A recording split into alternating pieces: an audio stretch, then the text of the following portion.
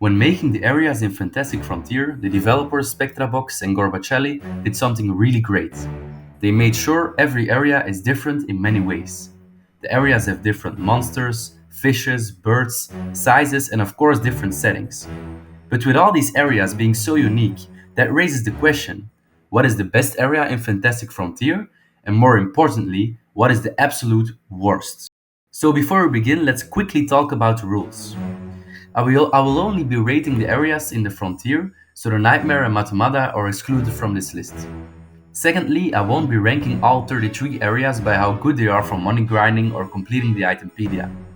Instead, I'm going to rank them by decoration, mechanics, appearing monsters, and much more. And at the end of each evaluation, they will get a score on a scale from 1 to 5 frogs.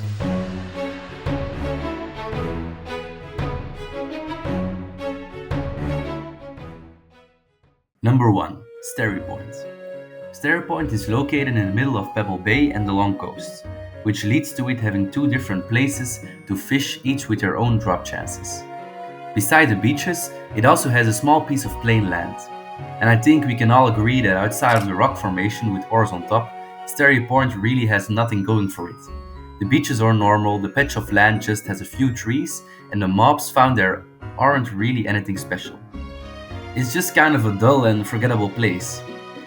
By the way, did you know that fantastic dragons are able to spawn here? Anyways, I'm sorry, Starry Point, but that's a modest 2 frogs for you. Number 2. Frigid Waste.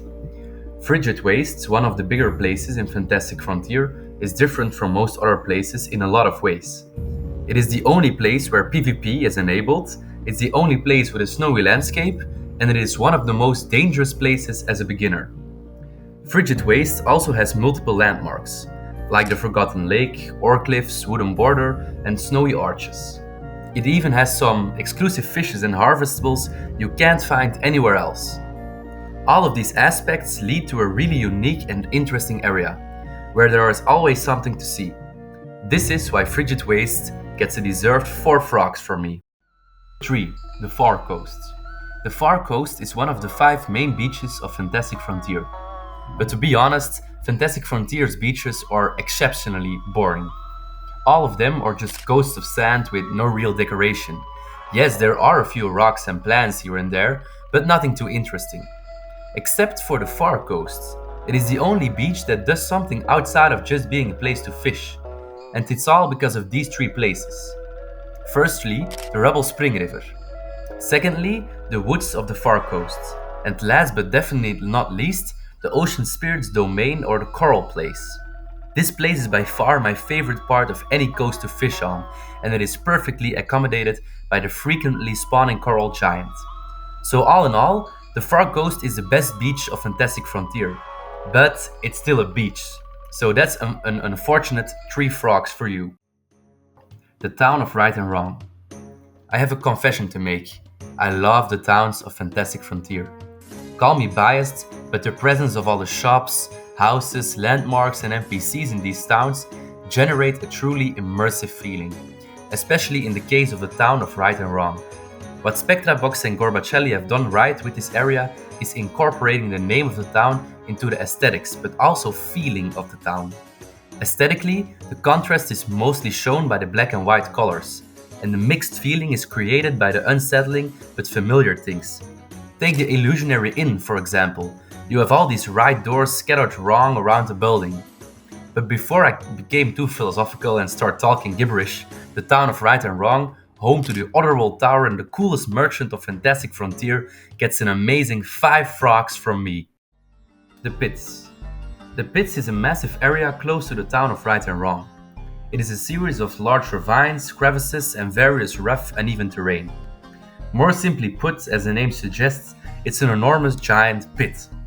With deep in the pit another huge freaking pit, namely the Magma Pits. The overworld, as I call it, is pretty unique. It has a wide variety of different birds, harvestables, mobs, and even an Easter egg.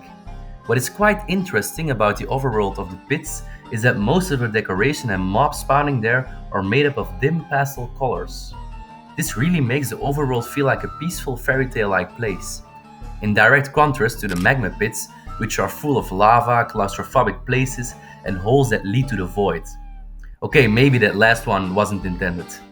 Anyways, I think the magma pits are the perfect place for the magma brain boss, leading me to give the pits 4 delicious frogs out of 5. The Rolling Road. To be honest, at first I didn't really know what to say about this place. So naturally, I looked it up on the Fantastic Frontier wiki and saw nothing really. The Rolling Road is just so boring. It's a small passage of grass with a small elevated piece of land with a few trees on top. There are only 2 different birds that spawn here, 2 harvestables and a bunch of mobs commonly found around the frontier.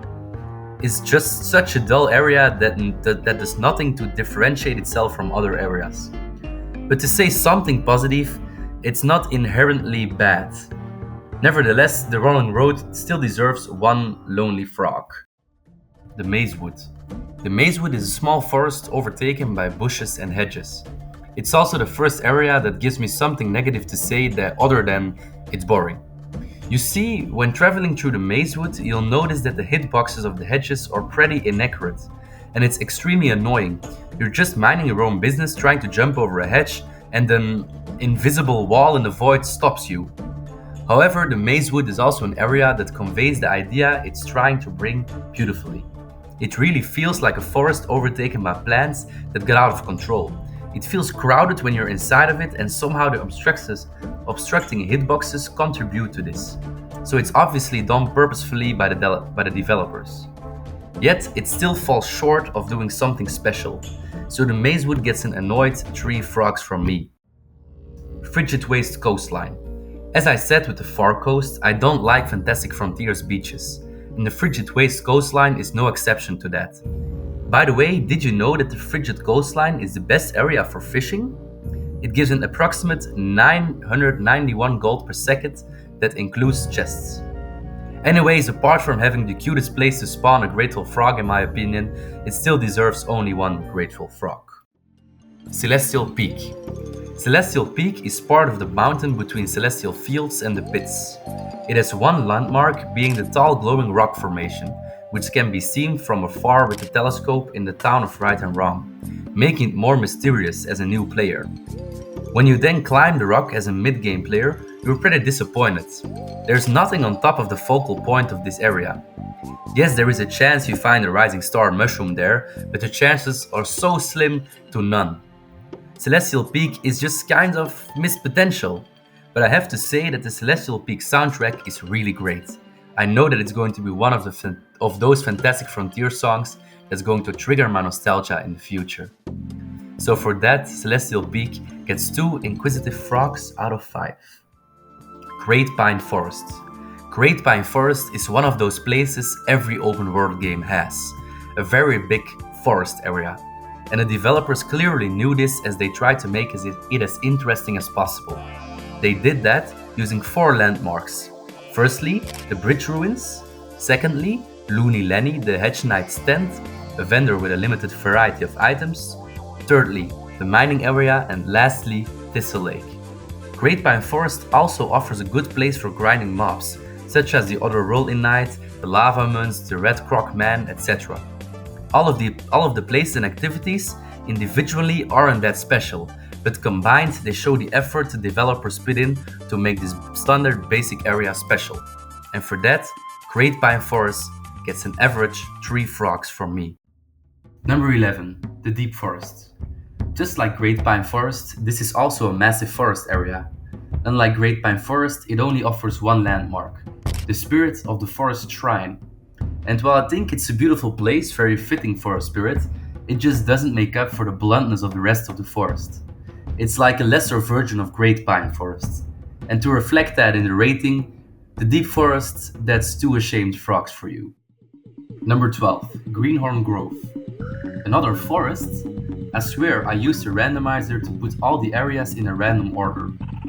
Well, I could go on and on again about this being a forest area having at most a few fun landmarks, but instead I'll get right to the chase.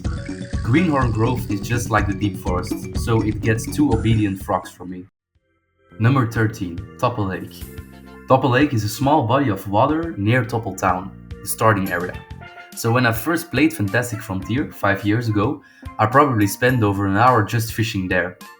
And from that point on, not even having done anything else, I knew I would love Fantastic Frontier. And for that, Topper Lake holds a special place in my heart. But in order to be as unbiased as possible, I have to admit that it's just a lake. It's a nice lake, but it's just a lake. I guess it also has a good looking bridge and an early game fishing rod vendor, but that's it. So Topper Lake, you're of quality, but you're just so tiny that I have to give you 3 adequate frogs out of 5. Number 14. Petrified Grassland. Petrified Grassland is a huge area mainly bordering the Pits, Hoodlum Falls and Great Pine Forests. As the name implies, it's a grassland. It has some cool landmarks like the ancient ribcage, the epic but useless pit ski door, and the archaeologist's tent, which I found out has a vendor when researching for this video. I know, pretty embarrassing. But in my defense, he only sells one useless sword and an overpriced melee set. So not missing much. The main reason I didn't know about this vendor is because I never really go to Petrified Grassland. I mean, why would you? Even as an area to travel through, it's useless, and I think the developers knew this.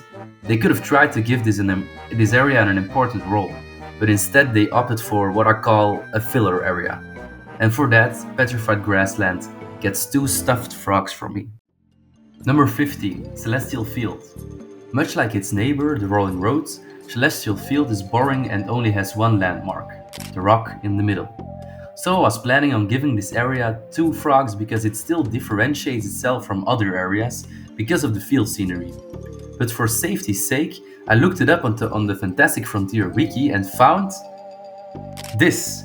Yes, the 5 million gold tower house actually belongs to Celestial Field.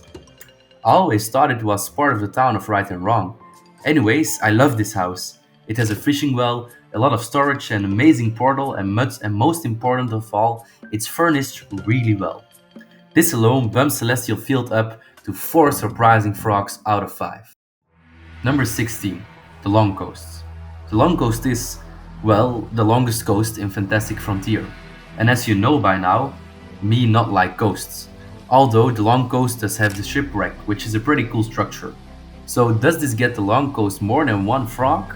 No, because the side effects of this shipwreck is the frequent spawning of the extremely annoying pirates, arguably the most hateable mob found in the frontier. What does bump up the rating of the Long Coast is the boathouse. I don't think the boathouse is anything special. Yes, it's nice, but it's not that impressive. So the boathouse can get the Long Coast only 2 saving frogs. Number 17. The Quiet Field.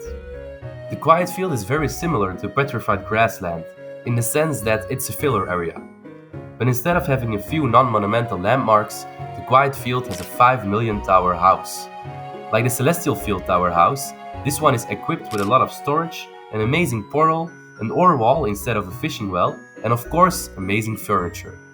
I think that just like the other tower house, this one should bump up the Quiet Field rating by 2 frogs, getting the Quiet Field to 3 fulfilled frogs. Number 18. Blackrock Mountain. If you somehow don't know, Blackrock Mountain is a massive area that can be found on the frontier. It is a range of mountains and peaks that stretches throughout various locations of the frontier. It mostly consists of gradual small mountain ranges, while also having some areas reserved to larger steep mountain ranges. Description copied straight from the Fantastic Frontier wiki. Now, onto my opinion. I love, adore Blackrock Mountain. Neversee stand with cool NPC, 4 out of 5. Blackrock Pond I spent way too much time at, 5 out of 5. Enchanted Jewels, 5 out of 5. The Spider Nest, 5 out of 5. The Abandoned Tent, Black Antilles, Eyes of the Mountain. I think you get the gist. This place is jam-packed with stuff. Cool stuff that is. The whole place is built around this giant mountain you can climb, and when you reach the peak, the climax of the whole area, you find a spirit. You find a spirit. This is the epitome of missed potential. It feels like whenever the developers don't know what to do to make a place interesting, they just put a spirit there. And honestly, it's kind of anticlimactic. I'm not exactly sure what they could have done. Like, I have some ideas, like putting a hole there and that being the entrance to the spider boss, but it's not easy to come up with something. I'm just sure that a spirit is not the solution. But still, this doesn't invalidate the fact that Blackrock Mountain deserves 5 buffed frogs out of 5. Number 19. Abandoned Orchard. Abandoned Orchard is, as the name implies, an abandoned orchard of apples. It's also the only place that feels like it has a history. The unused wheelbarrow and randomly stacked boxes with an unmaintained house and trees full of ripe apples ready to be harvested, yet they aren't. This area really gives the vibe of an abandoned orchard that was important to the NPCs in the old days. And I think that's really well done. But I also have to be honest and say that the scenery the developers used to depict this is just kinda ugly. Maybe it's just me, but do these trees not look arbitrarily placed and really similar? Is this house without a door not dull? Is this tree not displeasing? Doesn't this area feel like it's not made with care? I'm really sorry, Abandoned Orchard, but that's a disappointing 3 frogs out of 5. Number 20. Red Ant Cove. Red Ant Cove is a large reddish-brown area covered with hills and a small cave system. Its most prominent mobs are the little and red ant, which fit really well into this area. The cave system with George, a passionate chicken vendor, inside of it is very immersive and sells the idea of this area even more. Speaking about the area as a whole, it is really different from the rest of the frontier. And normally when I say this, the area in question gets a high rating. But in this case, I think it's so different that it's kinda out of place. Red Ant Cove is the only place with this reddish brown color. It is the only place where I've seen ants. It is the only place with the most irrelevant vendor of Fantastic Frontier. It is the only place with so many hills. It is just weird. You could compare it to Frigid Waste because that's also the only area covered in snow, just like Red Ant Cove is the only desert area. But the key difference is that Frigid Waste makes sense.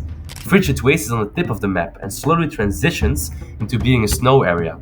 Also, snow areas are also way more common than desert areas. So Red Ant Cove, you're cool, you're immersive, you're different, but you're out of place. And for that, you get 3 frogs out of 5. Number 21. Ancient Forests. We've already covered a lot of forest areas. I usually give them 2 to 3 frogs out of 5 because they are very basic and have a few cool landmarks at best. But in the case of Ancient Forest, it is jam-packed with landmarks, harvestables and mobs. It features 20 harvestables, 27 mobs and around 6 landmarks. It is remarkable for an area to have this much stuff. I think maybe even the most stuff out of any area, but for Ancient Forest, it's even more remarkable due to its small size. And it is not like their landmarks are boring at all. Ancient Forest has the Abandoned Tent, Ancient Bridge, Clamstack Cave, Dark Shrine, Stone Crevice Passage, and the absolutely cooking Ogre's Cauldron. Ancient Forest gets 4 busy frogs from me. Number 22. Coral Bay. Do I even have to say what I think about this place? I think you can already guess how many frogs I want to give this coast. And you're right, that's 1 expected frog for Coral Bay. This area could have been saved by giving it the Ocean Spirits domain from the far coast, but instead the developers opted for some nugatory corals scattered around the place. That sounded harsher than I thought. Number 23. Hoodlum Falls. Hoodlum Falls is an autumn-themed area found next to the Rubble Spring River streams. I think the autumn colors and scenery of this area are really pleasing to the eye, and the small bridge is also beautiful. The windmill house is amazing both inside and out and gives this area a lot more substance and meaning. I also think the moving mill is a very nice touch, and it's actually the only moving part of an area I can think of. Arnold's slime quest is also very fun, and it's nice to see a quest here and there as they're really rare in Fantastic Frontier. However, the quest is pretty unrewarding, but at least you only know that after you completed it. I can't really explain why, but I just love this place. Although it is not on the level of, say, Blackrock Mountain, for example. But still, Hoodlum Falls gets 4 inexplicable frogs from me. Number 24. Farm Fortress. Farm Fortress is a small stronghold hosting various farmlands that stretch across the meadows. As you might have remembered, I love Fantastic Frontier's towns. However, I think Farm Fortress is without a doubt the worst town of Fantastic Frontier. Don't get me wrong, I really like the theming and countless NPCs located here. The scarce buildings look very nice, and the high windmill is a fitting focal point for an area like this. The Granny Fields quest is not as fun as Hoodlum Falls quest, but it is at least useful later on. Farm Fortress is able to spawn 26 mobs, a close second one behind Ancient Forests. So why am I saying this is the worst town? The field with tall grass is really ugly, Farm Fortress is not as stuffed and more importantly immersive as other towns like Toppeltown.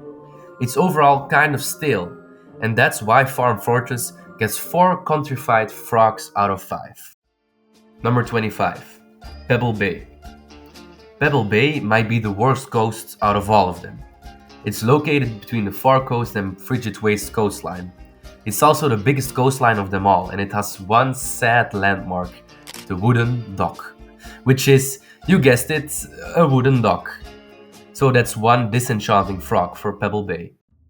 Number 26, Blue Ogre Camp. Blue Ogre Camp is home to the tribe of the Blue Ogres.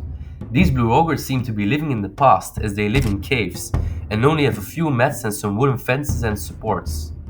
Blue Ogre Camp is also home to the Blue Ogre Arena, which is a great place for community events such as the Blueberry Bash. Although Blue Ogre Camp is technically classified as a town, I think it might be a little too small and lacking some shops, vendors and overall decoration. It's not that Blue Ogre Camp is bad at any capacity, but it could have been so much more. I have some ideas, like one giant cave underneath the Forgotten Lands, with within the cave something that more resembles a civilization, with shops, campfires, more NPCs, and just more livelihood. Blue Ogre Camp definitely has some missed potential, but what the developers did make is really great. And on top of that, it also gets the town bias, leading Blue Ogre Camp to get 4 grotesque frogs out of 5. Number 27, Toppeltown. Another town, and without a doubt, a great one. I don't even know where to begin. It's obvious that the developers wanted to impress new players right from the get-go with this amazing, immersive and cozy town, where there is something to see or do after every corner. I mean, Toppeltown has the castle, the cliffside, 2 different Rialto Reynolds houses, Verlux, the graveyard, a barber, the pig, a selling NPC, the cleaning quest, the church, and I'm sure that not even half of the things are there. But not only is the town stuffed, it also has a great atmosphere and feeling. I'll even go as far as to call it pittoresque. There's nothing really negative to say about Toppeltown.